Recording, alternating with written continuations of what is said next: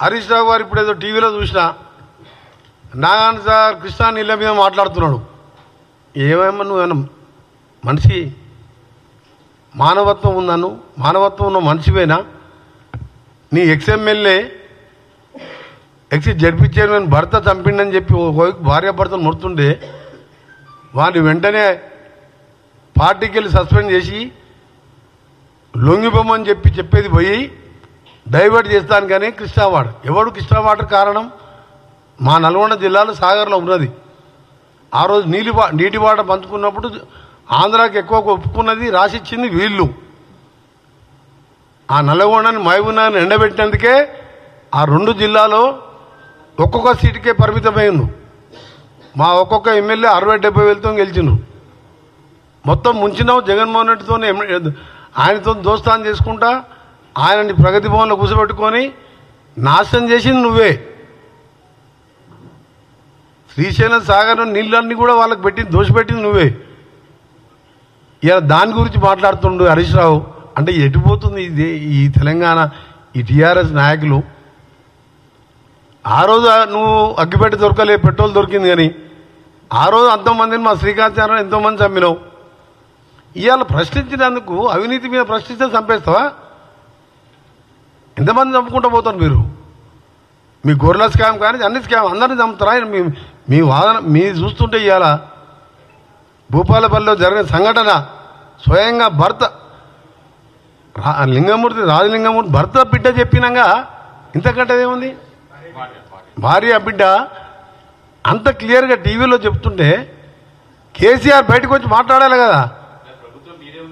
ఒక నిమిషం చెప్తాను, నేను ఆడికి కూడా వస్తున్నా. ఆయన ఒక నెల కింద కేసీఆర్ కొడితే మామూలుగా ఉండదని అన్నాడు.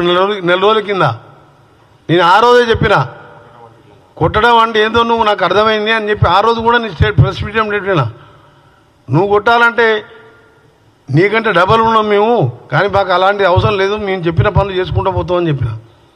నిన్న వచ్చి కాంగ్రెస్ పార్టీ గ్రాఫ్ తగ్గిందంట. అసలు 15 నెలల ఓనుకన్నా కనబడ్డావా? ఎర్రవల్లి నీ గ్రామస్తులు నీ ఫామ్ హౌస్ ఉన్న పక్క ఊరోనికి అపాయింట్మెంట్ ఇచ్చినావా? నీకు కాంగ్రెస్ గ్రాఫ్ తగ్గింది ఎట్లా తెలుస్తుంది? ఏదైనా ఊరికి పోయినావా? ఏదైనా ఆర్టీసీ బస్ స్టాండ్ పోయి అక్కా చెల్లెలను అడిగినావా? 2 లక్షల రుణమాఫీ తీసుకున్న రైతు దగ్గరికి పోయినావా? ఇవాళ నువ్వు ఆపేసిన ప్రాజెక్ట్ ఎస్ఎల్బిసి సొరంగం పాలమూరు ప్రాజెక్టులకు టెండర్లు పిలిచి 80% 70% మా ప్రభుత్వంలో పూర్తి ఆగిపోయిన పనులన్నీ కూడా పూర్తి చేసుకుంటూ కొడంగల్ లాంటి నారాయణపేట దేవరగ అలాంటి ప్రాంతాలకు నీళ్ళు ఇచ్చే కార్యక్రమం చేస్తూ ఆ ప్రాజెక్టుని మొదలు పెడుతున్నాం. నిరుద్యోగుల కోసం స్కిల్ యూనివర్సిటీ కాదు 56,000 చిన్న చిన్న కారణాలతో నువ్వే కోట్ల కేసులు వేయించి వాళ్ళకి అపాయింట్మెంట్ ఆర్డర్లు ఇవ్వకపోతే 12 నెలల కింద ఆర్డర్లు ఇచ్చి 1 సంవత్సరంకి వెళ్ళి జీతాలు ఎత్తుకుంటున్నావు, ఉద్యోగాలు చేస్తున్నావు. ఏమైనా అంటే అన్ని మేమే రెడీ చేసి పెట్టినాం. అన్నీ రెడీ చేసి పెడితే నీకు ఆర్డర్ ఇస్తానికే నీకు టైం లేదా? నీకు అప్పుడు అన్నీ సాల్వ్ చేసుకుంటూ ముందుకు పోతుంటే ఈ ప్రభుత్వాన్ని నిన్న ఆయన మాట్లాడుతూ గ్రాఫ్ తగ్గిందంట. గ్రాఫ్ తగ్గిందంటే ఏంటి? ఇట్లా మర్డర్లు చేపించి ఇలాంటి హత్యా రాజకీయాలు చేపించుకుంటూ నీ కొడుకు నీ పేరు ఆ పేరు డైరెక్ట్ వాళ్ళ బిడ్డే చెప్తుంది కదా. చాలా అప్రూవ్ ఇంకేం కావాలి మీకు?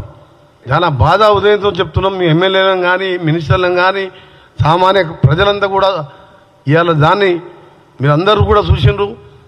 ఈ పార్టీ మేము వచ్చినప్పటికెళ్ళి వచ్చిన 2వ రోజు 3వ రోజుకెళ్ళి మా మీద ఈ గవర్నమెంట్ ఉండదు ఈ గవర్నమెంట్ ఉండదు అంటే ప్రజా పోరాటాలు మా తప్పులు చూసి పోరాటం చేసి ప్రతిపక్ష నాయకుడు అసెంబ్లీకి వస్తాడేమో అనుకున్నాం. ఒక్కసారి అసెంబ్లీకి రాలే. ఫామ్ హౌస్లో ఒకసారి నిన్న ఒకసారి కనబడ్డాడు. ప్రతిపక్ష నాయకుడు అంటే ముఖ్యమంత్రి తర్వాత ఎక్కువ బాధ్యత ఉన్న నాయకుడు ప్రతిపక్ష నాయకుడు.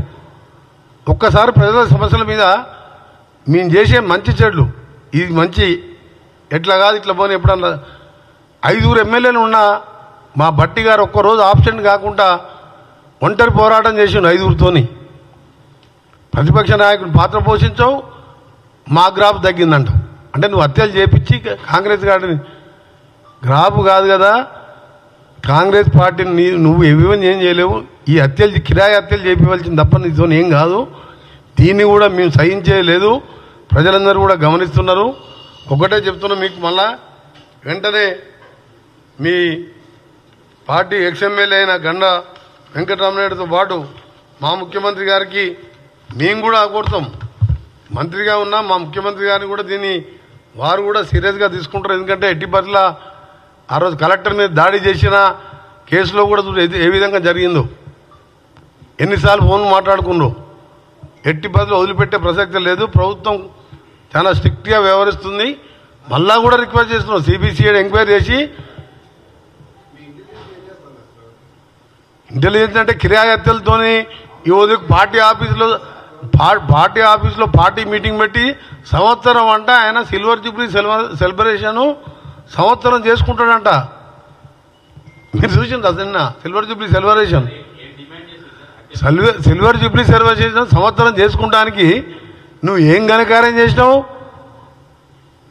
దోసుకున్నావు కాళేశ్వరం పేరు మీద, దళిత ముఖ్యమంత్రి పేరు మీద మోసం చేసినావు, దళితుల్ని డబుల్ బెడ్రూమ్ మీద మోసం చేసినావు, ఒక ఉద్యోగం ఇవ్వలేదు.